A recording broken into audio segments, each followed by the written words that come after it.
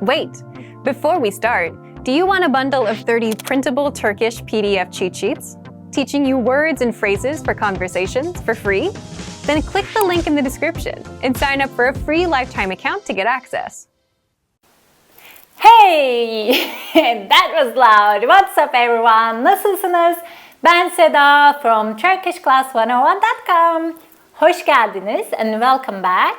If you are not new here, and if you are new, welcome to our Turkish language lessons. And in today's video, we'll explore the dining etiquette in Turkey. So let's get started. Are you guys ready? I love everything about Turkish eating, dining, food. I'm sure you are too if you know anything about Turkish food. Okay, let's get started. I'm getting serious now. When you are invited to someone's home for a meal in Turkey, it's considered polite to bring a small dessert or a sweet treat as a token of appreciation. And this gesture shows respect and gratitude towards your host. You can also bring a housewarming gift if it's your first time visiting. If it's not, sweets will be enough. And now let's talk about the dining experience itself. In Turkey, it's expected that you try a little bit of, everything that is served.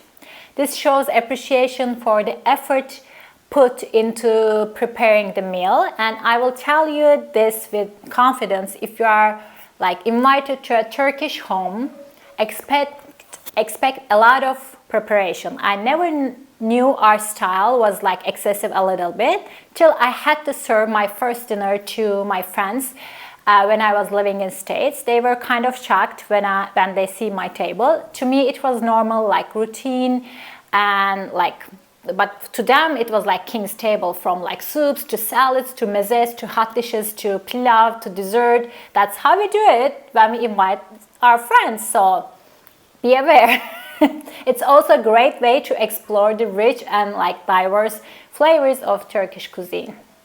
And during the meal, it's important to pace yourself and not to rush through the dishes. It's not okay to just stuff your face with and just be careful, be slow, not too slow, but pace yourself. And Turkish meals are often leisurely allowing for conversation and savoring each bite, kind of like Italians, I think. And remember, dining is not just about satisfying your hunger, but also connecting with others and enjoying the experience. And additionally, in Turkey, it's common to indulge in delicious Turkish desserts after the main course. So these desserts may range from baklava, sweet pastry, filled with nuts and soaked in syrup, to Turkish delight, to hundreds of different dessert options. So after enjoying a satisfying meal in Turkey, you should expect to have a delightful experience of Turkish tea and coffee with the dessert, next to it. Whether we are dining at a restaurant or in someone's home in Turkey, it's important to express your gratitude and appreciation for the meal. You can say elinize sağlık, health to your hands, if the host cooked the meal, and they would answer afiyet olsun, which means may it be good for you, may it be healthy for you. It's a common phrase used in these situations, and this is actually used by both parts. You can also say it back when you are here, afiyet olsun, afiyet olsun.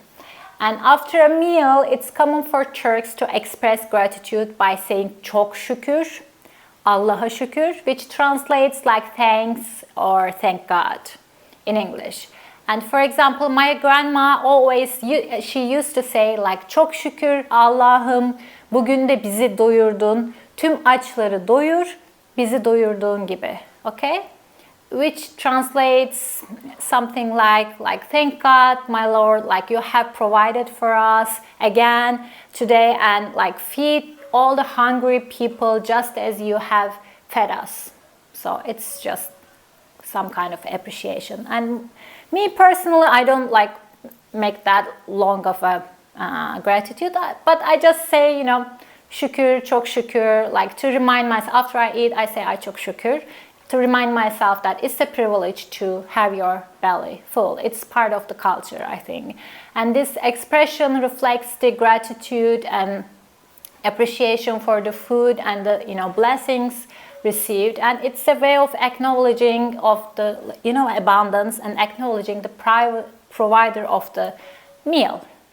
And the act of expressing gratitude after a meal is deeply like rooted in Turkish culture and is a reflection of the values of gratitude and humility. And in more, yeah, that's it. Okay, how to eat.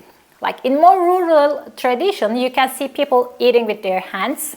For example, some dishes like lahmacun or çiğ köfte are often enjoyed by hand. You roll the lahmacun and bite it like a burrito, or çiğ köfte you put in a salad leaf and you squeeze a lemon on it and just bite it like this. And you can use, of course, utensils, but not very comfortable to do so with this kind of food. And if you are not sure how to eat, just watch the locals and repeat. And in most situations, it's best to use your utensils such as like fork and knife. But if you encounter a meal where eating your hands is appropriate, you can do it, but please wash it before you do it, for your hands, I mean.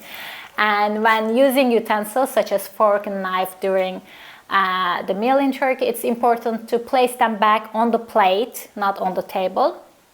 And the knife should be placed with the sharp side facing towards you on the right side, and the fork should be on the left side. And this indicates that like you are taking a break from eating but will continue with the meal. And whether you're attending a formal dinner or having a meal with your family, it's customary to like sit upright, not like this, at the table, and avoid resting your elbows on the table or spreading your arms like to cover the table. Like it may be acceptable to do so if you're, you know, watching in front of the screen or something like that. But you know, I remember my grandma used to say when I was a kid and I put my elbows on the table, she would just warn me with a slight slap on my elbows. Anything, what else? Coughs and sneezes. Of course, we are human, we cough, we sneeze, but you know, just it's a normal human reaction. However, if you happen to cough and sneeze at the table, consider it like proper etiquette to cover your mouth with a napkin and excuse yourself from the table so you don't make other people like and if you need to blow your nose, do not do it at the table. It's best to excuse yourself and go to the restroom or toilet rather than doing it, you know, at the table. Just do it in the toilet. And in our kitchen and dining culture, it has been a long-standing tradition to share the same pot and a plate food. This practice continues in many households and Anatolian regions. However, in more formal settings, in restaurants, in like dinner with guests, it's advisable not to share the same plate with others. This is more like a family thing, you know, in cities. And in villages, they may offer from the same pot. That's different. For example, I would eat my salad from the same bowl, you know, when I'm with my family or my close friends, but I would prefer to get the salad to my own plate when I'm out, like with other people that I don't know very well. I wouldn't want to eat it from the same plate. Anyway, what else? Your soup looks steamy, hot, and delicious as you dip your spoon and take a sip. Be careful not to slurp. Similarly, when drinking beverages such as tea and coffee, avoid making like sounds, noises. That's not acceptable. In our culture, such behavior is considered very impolite. If your beverage is too hot, you can gently blow or like wait it to cool down. Again, my grandma used to say, Seda, don't slurp. I think my grandma made me a decent human being. Anyway, what else? You might finish your meal while others are still eating. It's not considered polite, appropriate to get up and leave as soon as you finish. Remember, you're not a kid. you know, I'm going to my room. You're just a guest, and it's okay. It is expected to wait for the other people to finish, and leave the table together. And this is also important. It's often said that those who immediately sprinkle salt on their food without tasting it are the prejudiced ones. Whether it's true or not, it's customary to taste the food before adding salt. You may love, very, very salty food, but adding salt without tasting it considered an insult to the person who prepared the meal, as if, they can't do it in a, I don't know why it's insult, but just taste it. If you want salt, you can add it, but don't do it without tasting it.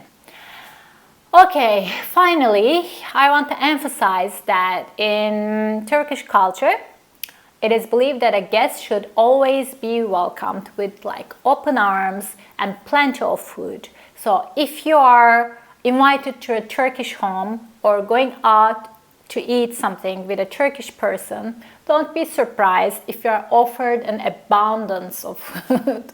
It's a sign of hospitality and generosity, and I think that's it. That's all I can say. That concludes, all dining etiquette in Turkey. And I hope you find it very informative and helps you navigate the culinary customs in Turkey. And if you have questions, please leave them below as a comment. And just be a nice person. I think it's everywhere it's the same. Just watch out the locals and be respectful. I think that will be doing enough. Teşekkür ederim. Thanks for watching. I hope you enjoyed the lesson. If you want more content like this, be sure to check out our website turkishclass101.com, and do not forget to subscribe to this channel. You can also click on the bell. I have a bell, wait. Click the bell to get notifications when a new video comes to the channel. I will see you next time. Okay, I will play with this. Görüşmek üzere. Öpüyorum. Now that you're finished with this lesson, don't forget, as a free bonus, you get over 30 conversation cheat sheets, but only if you sign up via the link in the description.